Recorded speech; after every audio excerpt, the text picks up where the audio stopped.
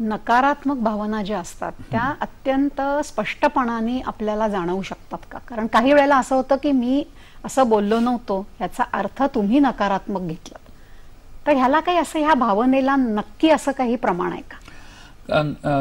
त्याचं म्हणजे आपण म्हणतो इंटरप्रिटेशन, त्याचा अर्थ आपण कसा लावला, तर ते बऱ्याचदा एकच गोष्ट सांगितली गेली त्याचे मीटिंगमध्ये बसलेले 3-4 लोक असतात ते वेगवेगळा अर्थ लावतात आणि त्याला त्यांची मानसिकता कारणीभूत असते.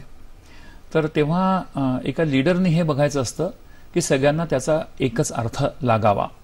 त्याच्याकरता जास्त जाणं पुढे आणि एक्सप्लेन करणं की हा जो बदल घडतोय तो प्रत्येकाला कसा एक संधी उपलब्ध करून देतोय, आणि जर का तुम्ही संधी आपण ती नाही मानली तर आपण त्या टीममध्ये राहू शकणार नाही, आणि संधी मानली तर ही खूप मोठी संधी आहे. असं करत असताना एखादा लीडरनी आपण स्वतः देखील कसं बदलतोय हे जरूर आपल्या टीम मेंबर बरोबर सांगावं. कारण तुम्ही लीडर म्हणून तुम्हाला असं वाटत असेल की तुमचे ज्या शॉर्टकमिंग्स आहेत, तुमचे जे गोष्टी तुम्हाला इम्प्रूव्ह करायच्या आहेत त्या कोणाला कळत नाहीयेत, तर असं ते नसतं. तुम्हाला जसं दुसरे तुमचे टीम मेंबर्स कळतात तसे सगळे लोक तुमच्याकडेही पाहत असतात.